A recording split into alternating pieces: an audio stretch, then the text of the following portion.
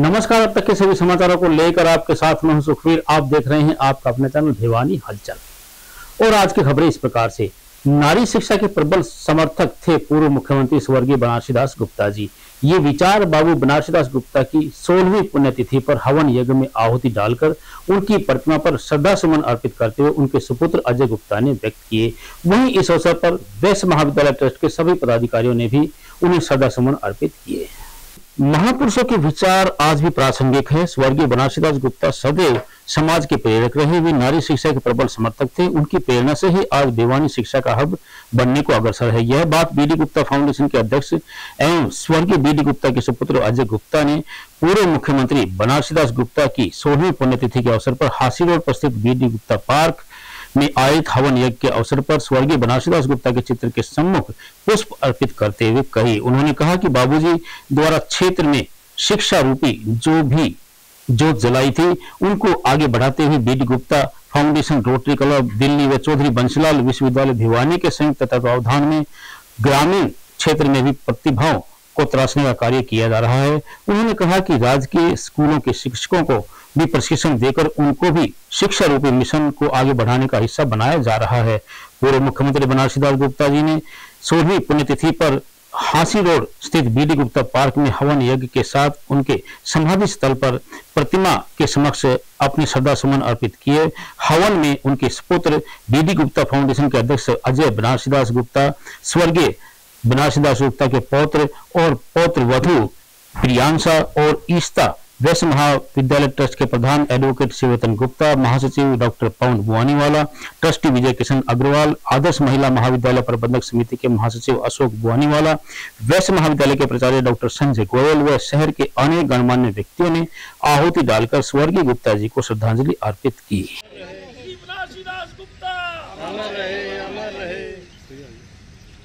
एक मिनट रुको, लगाओ सर, लगाओ। श्री बनारसी दास गुप्ता अमर रहे, अमर रहे। श्री बनारसी दास गुप्ता अमर रहे, अमर रहे। श्री बनारसी दास। क्या लोगों को प्रेरणा लेनी चाहिए? आज बाबूजी की 16वीं पुण्यतिथि है। हमारा ध्येय ये रहता है कि जो बाबूजी ने हमें शिक्षाएं दी, जो रास्ता हमें दिखाया, हम उस पे चलते हुए उनके जो सपने देखे थे उनको पूरा करें। जैसे शिक्षा संस्थाओं का उन्होंने यहाँ पे निर्माण किया। उनका उद्देश्य यही था कि हर घर में हर बच्ची, हर युवक पढ़ा लिखा होना चाहिए। हम उसी के ध्येय के लिए काम कर रहे हैं। उनका सच्ची श्रद्धांजलि यही होगी कि हम उनके सपनों को पूरा करें। जो आज की राजनीति है उसको पहले की राजनीति थी वो उन्होंने की है, कितना आप इसमें अंतर मानते हैं? इसमें काफ़ी अंतर है जी। तो पहले की जो राजनीति थी वो वैल्यू की राजनीति थी और लोग रिस्पेक्ट करते थे जो, और एक दूसरे को कभी, मैंने ये देखा है कि जो विरोधी से विरोधी होते थे वहाँ विधानसभा में बहस हो रही है तो बाहर बैठ के साथ में चाय पी रहे हैं। अब वो पर्सनल लेवल तक आ गई है और पर्सनल कटाक्ष तक आ गई है, जो अच्छा नहीं है सर। सर, क्या कमियां रह गई थी जो फौजी करना चाहते थे और आगे आप उनको करना चाहते? शिक्षा का जो उन्होंने शुरुआत की थी वो जैसे शहर तक तो हो गई थी लेकिन गांव तक नहीं थी, लेकिन अब सरकार भी कर रही है, गांव में भी कॉलेज खोल रही है। तो हमारा उद्देश्य यही है कि सर्व शिक्षा अभियान, जैसे भिवानी जिले को हमने लिया है कि भिवानी को 100% लिटरेट बनाया जाए। इसके लिए हमने रोटरी क्लब से मिलकर और बंसीलाल यूनिवर्सिटी के साथ मिलकर हम कार्यक्रम कर रहे हैं। हमारा उद्देश्य यह है कि अब ग्रामीणों को, बुजुर्ग हैं उनको भी शिक्षित करें और साथ में हर बच्चे को शिक्षित करें और साथ में जो गवर्नमेंट स्कूल के टीचर्स हैं उनको भी ट्रेनिंग दे रहे हैं की पुण्यतिथि है। मुझे ये अवसर मिला कि मैं उनके साथ मिलके बहुत लंबे समय तक शिक्षण संस्थाओं में काम कर सकूं। चाहे वो आदर्श महिला महाविद्यालय था, चाहे वैश्य महाविद्यालय था, चाहे वैश्य सीनियर सेकेंडरी स्कूल था, चाहे वैश्य महाविद्यालय ट्रस्ट था। उनकी सोच एक ऐसी सोच थी कि वास्तव में वो दिखावे में कम विश्वास करते थे और ठोस काम में ज़्यादा विश्वास करते। और मेरा जो उनका लगाव था वो एक ऐसा लगाव था जो अंतरंग लगाव था। जैसे कई बार मैं उदाहरण के तौर पे आपको बताऊं, मैं ये कहा करता कि बाबूजी अब 2-3 बार जब मैं महासचिव आदर्श महिला महाविद्यालय का बना, मैंने कहा बाबूजी अब मैं छोड़ देता हूँ।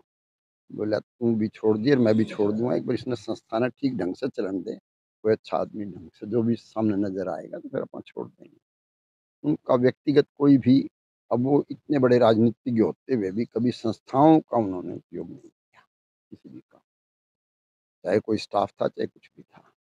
तो आज इस अवसर पर मैं तो एक ही बात कहना चाहूँगा कि जो स्वप्न उनका था, हम सबका दायित्व है कि हम उस स्वप्न को मिल कर के पूरा करें और भिवानी जिले को एक ऐसी शिक्षा प्रणाली प्रदान करें। आज श्री बनारसी दास गुप्त की पुण्यतिथि पर यहाँ विभिन्न संगठनों के व्यक्ति, मुखिया और शहर के गणमान्य व्यक्ति उपस्थित रहे। इसमें मुख्य रूप से मैं एक बात कहना चाहता हूँ, श्री बनारसी दास गुप्ता एक व्यक्ति ना होकर के एक संस्था थे, जिन्होंने अनेक संस्थाएं चलाई। महिला जो शिक्षा का क्षेत्र उसके बारे में मैं विशेष रूप से उल्लेख करना चाहता हूं कि उस जमाने में सोच इन्हीं की थी, जो कि आज आदर्श महिला महाविद्यालय चल रहा है। और अनेक संस्थाएं उन्होंने चलाई। साथ साथ में राजनीति में जो आजकल जाति बरादरी की और धर्म की राजनीति हो रही है, उससे ऊपर उठ करके उन्होंने काफी उसमें अपना योगदान दिया और 36 बरादरी को साथ लेकर चले।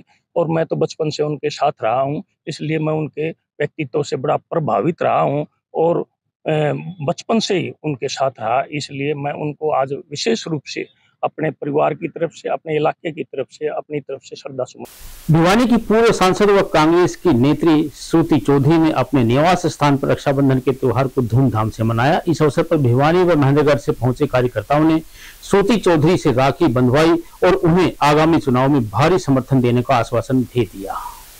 भिवानी की पूर्व सांसद व कांग्रेस की नेता श्रुति चौधरी ने अपने निवास स्थान पर रक्षाबंधन के त्योहार को धूमधाम से मनाया। गौरतलब है कि रक्षाबंधन के अवसर पर पूर्व सांसद व कांग्रेस की नेता श्रुति चौधरी ने अपने निवास स्थान पर रक्षाबंधन का त्योहार मनाया और इस अवसर पर कांग्रेस पार्टी की भिवानी, महेंद्रगढ़ और हरियाणा के अनेक हिस्सों से कार्यकर्ता और पदाधिकारी श्रुति चौधरी से राखी बंधवाने के लिए पहुंचे। इस अवसर पर श्रुति चौधरी ने कहा कि रक्षाबंधन का त्योहार भाई बहन के रिश्ते का पवित्र त्योहार है। इस अवसर पर उन्होंने कहा कि वह खुश नसीब है कि उनके इतने भाई हैं और उन्होंने कहा कि भगवान से प्रार्थना करती हूँ कि सभी के जीवन में खुशहाली आए। बहुत पवित्र त्योहार है ये और एक पावन रिश्ता है जो बहन भाई का। मैं आज के दिन सारे अपने बहनों को, भाइयों को बहुत शुभकामनाएं देती हूँ और सबके रिश्ते इसी प्रकार से बने रहें। और मेरा सौभाग्य है कि मेरे पास इतने सारे भाई हैं जो हमेशा मेरे साथ खड़े रहे हैं, मेरे अच्छे वक्त में, बुरे वक्त में। और मैं ये प्रार्थना करती हूँ कि सबके घर में खूब खुशहाली आए और सबके लिए मैं काम कर सकूँ।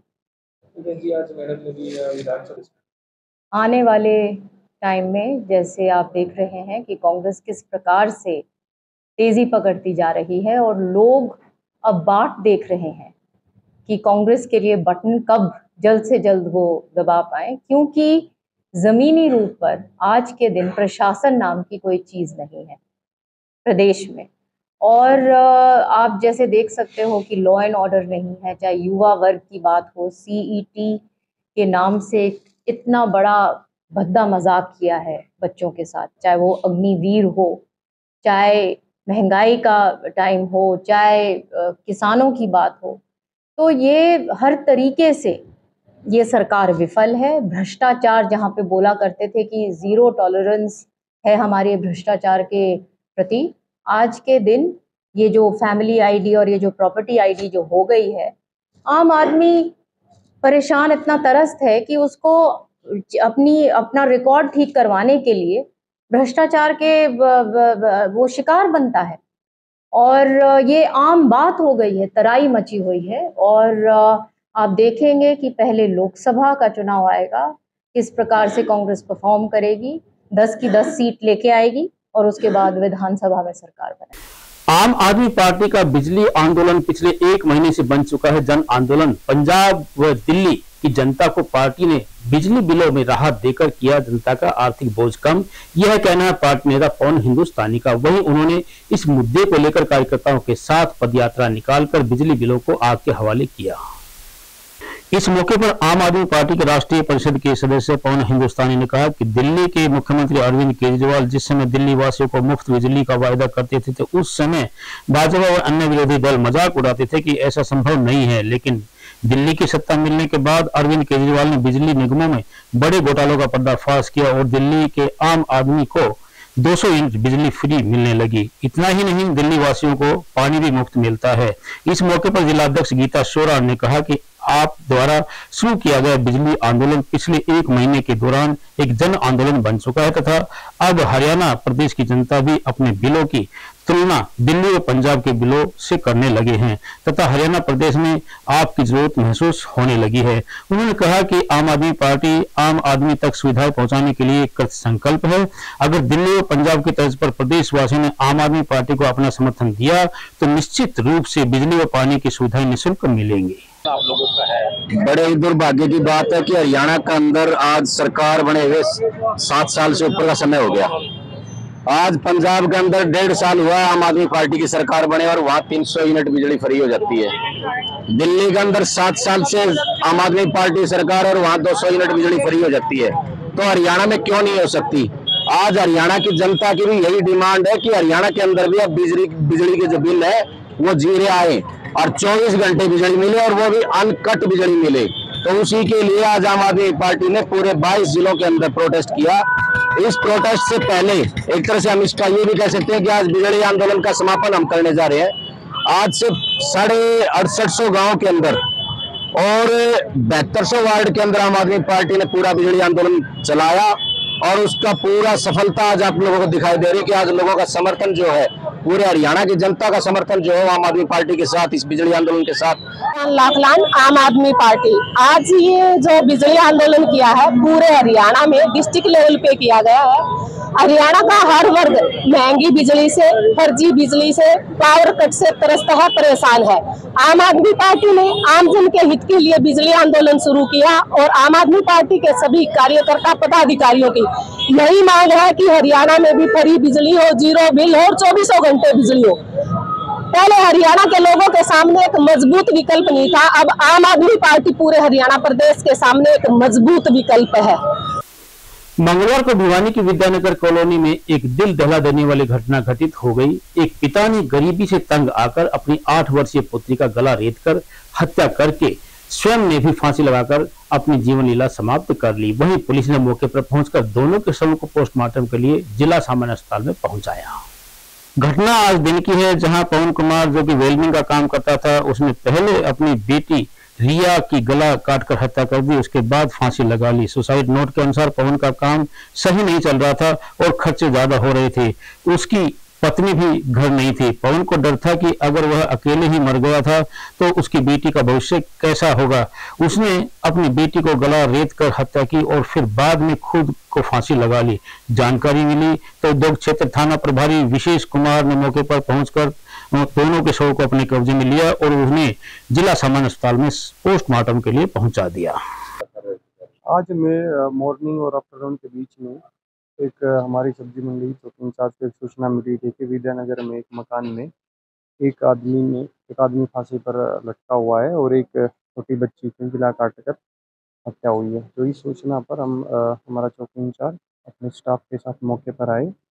उन्होंने देखा कि एक व्यक्ति फांसी लगाई हुई है और एक बच्ची जिसकी उम्र करीब 8-10 साल के करीब है, उसका गला कटा हुआ है किसी धारदार हथियार से। और इस सूचना पर मैं भी मौके पर आया हूँ। हमने अफसरान वाला भी यहाँ पर सीन ऑफ क्राइम टीम को भी बुलाया गया है। जो हमने बारीकी से जो निरीक्षण किया तो निरीक्षण के दौरान जो मृतक का नाम पवन पाया गया और उसकी बेटी का नाम रिया पाया गया। और वहाँ पर मौके पर हमें एक सुसाइड नोट भी बरामद हुआ है जिसमें मृतक ने पैसों की तंगी होने के कारण अपनी आवास में जीवन लीला समाप्त करने बारे लिखा हुआ है और अपनी बच्ची को फ्यूचर में उसके मरने के बाद किसी प्रकार की समस्या का सामना ना करना पड़े, इसलिए अपनी बच्ची की हत्या करने बारे लिखा हुआ है, जिसकी हमने बारीकी से जांच भी की है। और मृतक के भाई पवन ने एक अपनी दरखास्त पेश की है जिसका नाम मुकेश है। उस पर हमने अनुसार अभियोग दर्ज करके कार्रवाई अमल में ला रहे हैं। अभी मृतक और बच्ची का पोस्टमार्टम कराने के लिए जीएच में सुसाइड नोट में या उसके भाई ने किसी पर कोई आरोप लगाया नहीं, अभी तक वो बिल्कुल क्लियर है उसमें कि इनकी पहले भी एक दो इंसिडेंट्स रिपोर्टिंग इसके घर वालों को हुई है कि ये सट्टे वगैरह का काम करता था जिस कारण पैसों की बड़ी तंगी थी। किसी पर अन्य कोई आरोप अभी तक परिवारजनों द्वारा नहीं लगाए हैं। तो पुलिस बिल्कुल तथ्यों के आधार पर अपनी कार्रवाई करेगी। नहीं, अभी तक कोई घरेलू झगड़े का नहीं आया। मैं अभी भी बिल्कुल प्यार से रहना जैसे। भिवानी के लिटिल हार्ट्स पब्लिक स्कूल में सावन मास के दौरान आने वाले विभिन्न त्योहारों को लेकर नन्हे मुन्ने बच्चों के द्वारा किया जा रहा है विभिन्न प्रतियोगिताओं का आयोजन। इस बारे में विद्यालय के प्रबंध निदेशक पवन गोयल व भावना गोयल ने बताया कि बच्चों के द्वारा राखी व ग्रीटिंग कार्ड प्रतियोगिता में भाग लिया गया है। विद्यालय के एमडी पवन गोयल और भावना गोयल ने बताया कि प्रतियोगिताओं की इस श्रृंखला में आज लिटिल हार्ट्स कॉन्वेंट स्कूल के द्वितीय कक्षा की राखी बनाओ व चतुर्थ कक्षा की ग्रीटिंग कार्ड प्रतियोगिताओं का आयोजन किया गया, जिसमें सभी बच्चों ने बढ़ चढ़कर भाग लिया। उन्होंने बताया कि इन प्रतियोगिताओं में बच्चों ने अपनी उत्कृष्ट प्रतिभा का परिचय देते हुए एक से बढ़कर एक बेहतर राखियां और ग्रीटिंग कार्ड बनाए। विद्यालय के प्रबंधक रवि गोयल व सीमा गोयल, निदेशिका ऐश्वर्य सिंघल, निदेशक रामानंद सिंघल, राहुल गोयल, विनय गोयल व निश्चल गोयल ने बच्चों को प्रोत्साहित करते हुए उनकी कलाकृतियों की सराहना की।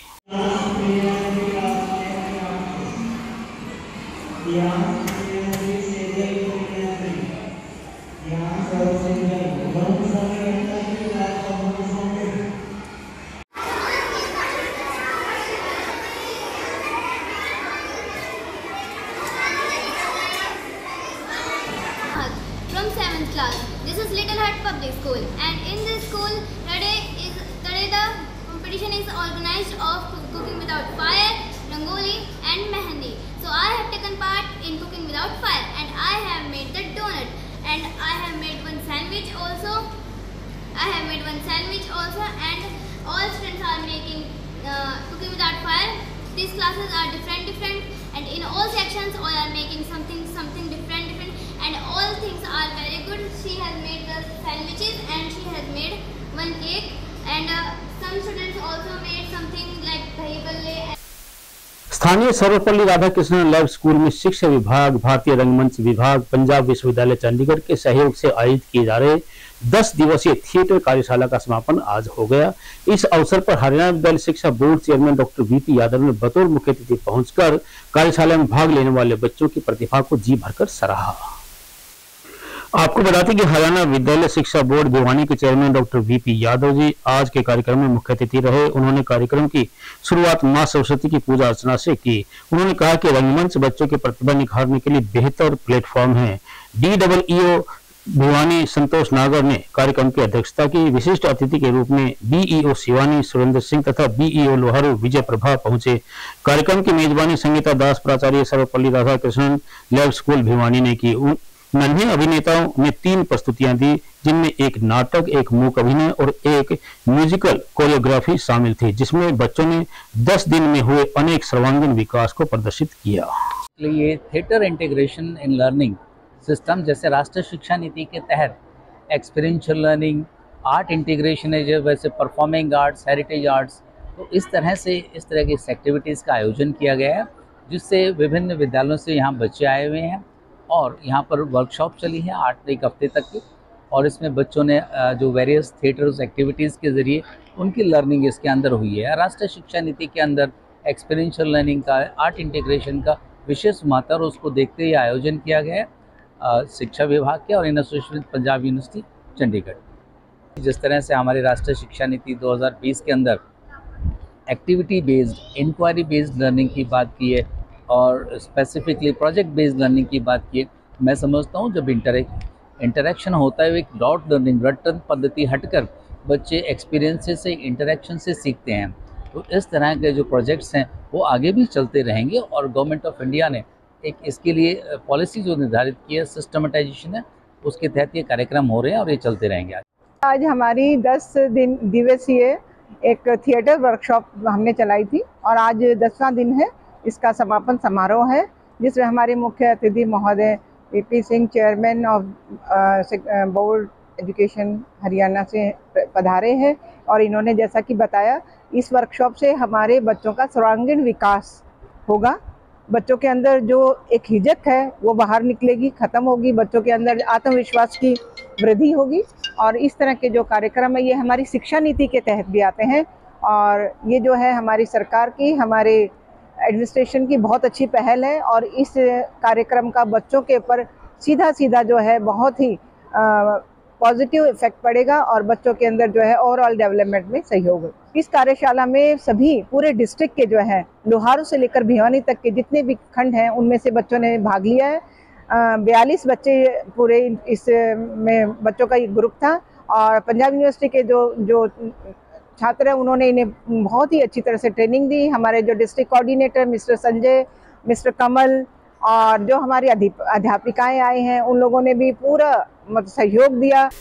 मंगलवार को हॉकी के जादूगर मेजर ध्यानचंद के जन्मदिन पर स्थानीय भीम स्टेडियम में मैराथन दौड़ का आयोजन किया गया। भिवानी के उपायुक्त नरेश नरवाल के मार्गदर्शन में दौड़ को जिला खेल अधिकारी ने हरी झंडी दिखाकर रवाना किया।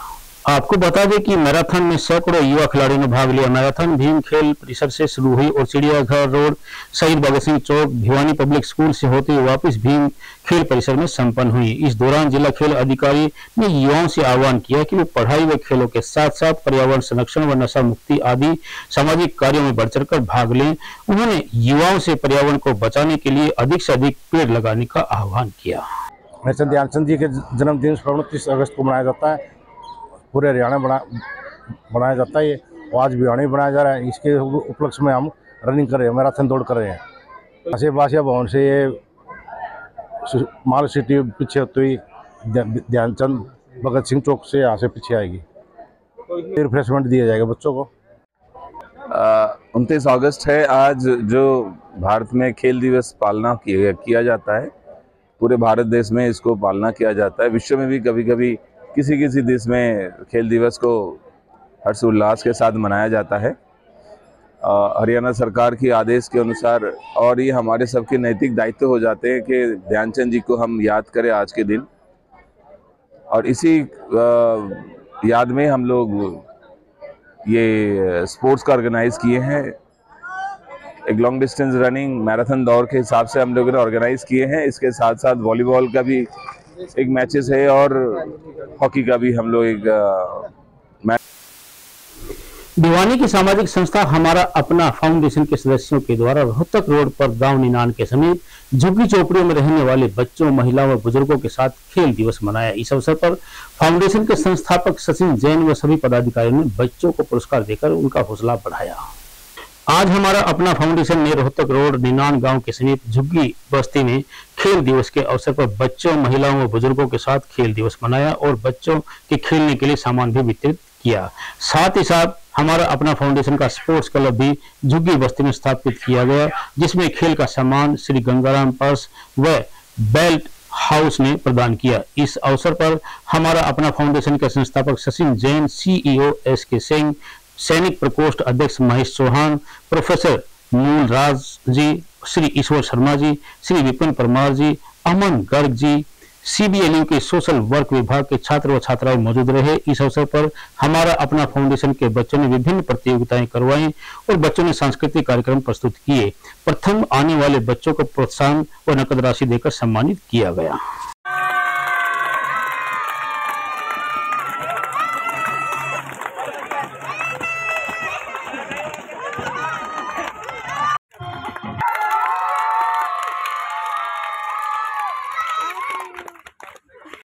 खेल दिवस के उपलक्ष्य में यहाँ निनान के पास डिफेंस कॉलोनी के साथ लगती हुई झुग्गी झोपड़ी बस्ती में हमने एक खेल क्लब की स्थापना की है, जिसमें क्रिकेट, फुटबॉल, कैरम, रस्सा कूद, बैडमिंटन, काफ़ी खेल का सामान दिया है। और यहाँ पर एक व्यक्ति को भी नियुक्त किया है, महिला भी हैं एक, जिनको वो सामान हम सौंप देंगे ताकि बच्चों में खेल की भावना बढ़े और वो आगे चलकर कुछ कर पाएँ। साथ ही हमने यहाँ पर दौड़ की प्रतियोगिता का भी आयोजन किया है, जिसमें बच्चों को इनाम दिए जाएंगे एक एंटरटेनमेंट के लिए। तो ये सीधा सा यही संदेश है कि जहाँ खेल दिवस मना रहे हैं तो उसमें हर वर्ग शामिल हो, जो वंचित वर्ग है वो भी मुख्य धारा का हिस्सा बने कहीं ना कहीं। साथ में यहाँ पर इनकी शिक्षा से संबंधित भी कुछ दिक्कतें हैं, उन सब पर भी हम काम करने का हमारा अपना फाउंडेशन प्रयास करेगा। हमने इससे पहले कोट रोड स्थित बस्ती में भी मेडिकल कैंप 26 जनवरी बनाई है और सफाई का अभियान छेड़ा है, और ग्वार फैक्ट्री के पीछे बस्ती में भी हमने मेडिकल कैंप की पहले लगाया है। इसी कड़ी का ये हिस्सा है कि यहाँ पर आज खेल का क्लब स्टार्ट किया है और हमारा ये प्रयास है कि बाकी जो और भी बस्ती है वहाँ पर भी खेल की प्रतियोगिताएं आयोजित हों हमारा अपना फाउंडेशन के तहत जो है ये वर्धमान ज्वेलर के उसमें सौजन्य से और आज एक इसका जो है वो कार्यक्रम किया गया, जिसमें छोटे बच्चों की रेस है, बड़ों की भी रेस है, कुछ फुटबॉल के बारे में भी इनको वो दिया है, कुछ किट इनको डिवाइड किए हैं। तो हम चाहते हैं कि भाई ये बच्चे जो है इसी तरह से मतलब जो है थोड़ा चलन बस्ती है, ये बच्चे थोड़ा शिक्षित भी हो और खेल के अंदर भी जो है ये मतलब जो है थोड़ा अच्छा वो करें। तो इनके लिए भी मतलब तैयारी के लिए भी एक इनका सिस्टम सा कुछ बनाया है। दूसरा हमें ये चाहते हैं कि देखो आज नीरज चोपड़ा जी को हम हमारे अपना फाउंडेशन की तरफ से नीरज चोपड़ा जी जो गोल्ड मेडल लेके आए उनको भी हमें फाउंडेशन की तरफ से बहुत बहुत बधाई देते हैं। महिला एवं बाल विकास विभाग द्वारा मंगलवार को स्थानीय पंचायत भवन स्थित जिला परिषद की मीटिंग हॉल में एक कार्यशाला का आयोजन किया गया। कार्यशाला में बच्चों की देखभाल और संरक्षण अधिनियम 2015 के मास्टर ट्रेनर अरविंद खुराना के द्वारा बाल संरक्षण अधिनियम 2015 के बारे में विस्तार से जानकारी प्रदान की गई।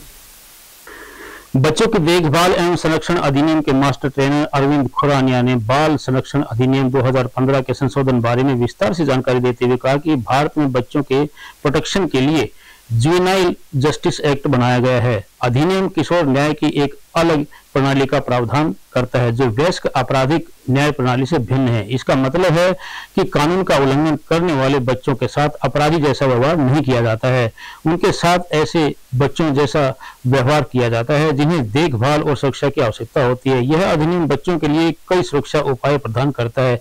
उन्होंने बताया कि इसके तहत नाबालिग द्वारा किए गए अपराध की सजा तय की जाती है। साथ ही ऐसे मामले के लिए कोड भी अलग होते हैं। जेजे एक्ट में 18 साल से कम उम्र के बच्चों को बच्चा ही माना गया है, जिसके तहत नाबालिग अपराधी की अधिकतम सजा 3 वर्ष तक दी जा सकती है। इस दौरान उन्हें सुधार और देखभाल के लिए अलग अलग गृह भी रखा जाता है। आज यहाँ पर महिला एवं बाल विकास विभाग की ओर से डिस्ट्रिक्ट चाइल्ड प्रोटेक्शन यूनिट के माध्यम से एक दिवसीय कार्यशाला का आयोजन किया जा रहा है, जिसमें जेजे अमेंडमेंट एक्ट 2021 और एडॉप्शन रेगुलेशन जो आए हैं 2022 में, इसके बारे में जानकारी जो है वो दी जाएगी। जितने भी अमेंडमेंट्स हुए हैं या जो नई जानकारी इस पे और आई हैं उसके बारे में। इसमें जो है child welfare committee, JJ board, SGPU, BO office, education office से, हेल्थ से, WCD की टीम से जो हैं मेंबर्स जो हैं इसमें ट्रेनिंग ले रहे हैं। इस कार्यक्रम में हमारे द्वारा जो है डॉक्टर अरविंद खुरानिया जो हैं जेजे बोर्ड मेंबर कैथल, वो रिसोर्स पर्सन रहेंगे और वो इस बारे में आज वर्कशॉप में जानकारी देंगे।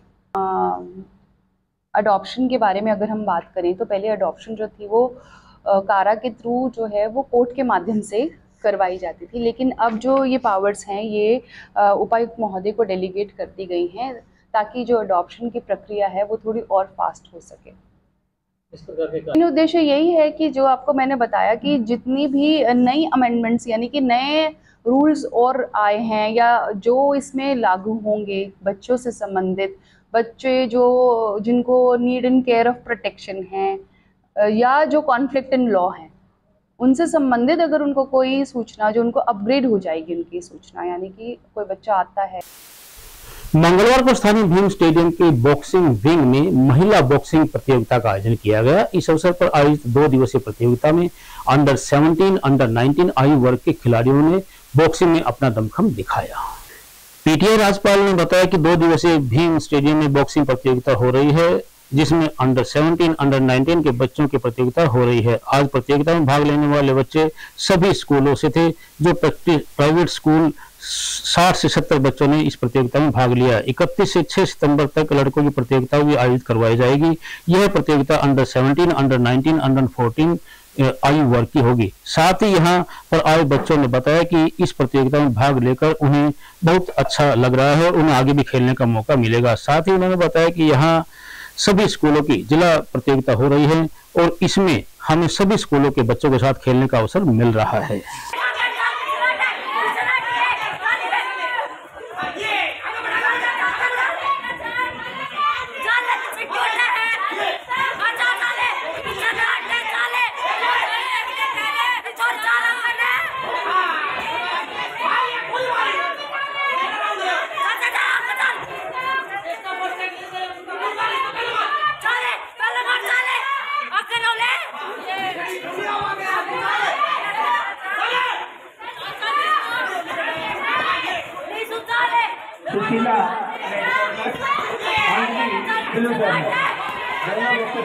मैं राज्यपाल पीटीआई हरियाणा शारीरिक शिक्षा अध्यापक स्टेट का सचिव हूं और ये जो प्रतियोगिता है यहाँ पर जो लड़कियों की हो रही हैं अंडर 17 और अंडर 19 जिनका प्रोग्राम आज 29 को और 30 को 2 दिन रखा गया है और इसके बाद में हमारे लड़कों की प्रतियोगिता होगी 31 को से शुरू होगी और जो 6 तक चलेंगी। इसमें अंडर 17 बॉयज़ और 19 बॉयज़ और 14 बॉयज़ होंगे। इस प्रकार के इन प्रतियोगिताओं का प्रोग्राम बढ़ा गया है। आज ये लड़कियों की प्रतियोगिता है, इसमें अंडर 14 की प्रतियोगिता होती नहीं है, अंडर 17 और अंडर 19 की प्रतियोगिता होती है। इसमें मैं हलवासिया विद्या विहार स्कूल से हूँ। यहाँ पे आज स्कूल डिस्ट्रिक्ट चलने लग रही है और जो भी बच्चे यहाँ पे जीतेंगे उनका स्कूल स्टेट के लिए सिलेक्शन होगा और वो भिवानी को वहाँ पे रिप्रेजेंट करेंगे। और जो यहाँ पे जजेज हैं, रेफरीज हैं, सब बहुत अच्छे से हमसे कोऑपरेट कर रहे हैं एंड फाइट्स वगैरह कराने लग रहे हैं सभी बच्चों। मेरा नाम रितिका है और मैं मितातल में प्रैक्टिस करती हूँ, धनाना गाँव से हूँ और हमारे सर भी यहाँ पे आए हुए हैं, कप्तान, कोच साहब, और स्कूली गेम्स चल रहे हैं। 50 से 52 kg में मैंने खेलना शुरू किया है और अभी मेरी बाउट नहीं आई, आने वाली है और मैं खेलने के लिए तैयार हूँ। धन्यवाद। GGSSS government girls senior secondary school Dhanana गांव से हूँ। इस प्रकार के प्रोग्राम पहले भी हाँ पहले स्कूली हुए थे, तब मैंने नहीं खेले थे क्योंकि तब मैं बीमार थी। अब की बार जो स्कूली हुए उसमें मैंने पार्टिसिपेट किया है। रक्षाबंधन के त्योहार को लेकर लोगों में फैल रही हैं अनेक भ्रांतियां। यह कहना है प्रसिद्ध ज्योतिषाचार्य पंडित कृष्ण कुमार नावा का। उन्होंने बताया कि उदय पूर्णिमा 31 अगस्त को है, अतः इस दिन राखी का त्योहार मनाना सर्वश्रेष्ठ होगा। वहीं उन्होंने बताया कि 30 अगस्त को पूर्णिमा 10:59 से प्रारंभ होकर 31 अगस्त को 7:06 तक रहेगी, अतः रक्षा का बंधन त्योहार 31 अगस्त को ही मनाए। रक्षाबंधन पर्व को लेकर कुछ भ्रांति सी बनी हुई है। इसका कारण यह है कि पूर्णिमा तिथि 2 दिनों में संचार कर रही है। 30 तारीख को यानी 30 अगस्त को पूर्णिमा तिथि दिन में 10:59 से आरंभ होकर आगामी दिन 7:06 तक रहेगी। प्रातः 7:06 तक रहने वाली पूर्णिमा होने के कारण सूर्योदय कालीन बेला में यानी 31 अगस्त को सुबह रक्षाबंधन का पर्व सिंह लगन में मनाया जाएगा। इसमें खास बात यह है कि 30 अगस्त को रक्षाबंधन का पर्व इसलिए नहीं मनाया जाएगा क्योंकि पूर्णिमा तिथि 10:59 से आरंभ होगी। उसी दौरान भद्रा का कर्म भी शुरू हो जाएगा और यह भद्रा सुबह 10:59 से रात्रि 9:02 तक विद्यमान रहेगी। रात्रि काल में राखी बांधना निषेध माना गया है, अतः आगामी दिन 31 अगस्त को पूरा दिन शुद्ध है राखी बांधने और बंधवाने के लिए। इसके साथ साथ 31 अगस्त को बुधादित्य योग भी बन रहा है जो बहन और भाई के परस्पर स्नेह बढ़ाने का संकेत दे रहा है। आज की खबरों में बस इतना ही। अब मुझे दीजिए इजाजत। देखते रहिए आपका अपने चैनल भिवानी हलचल।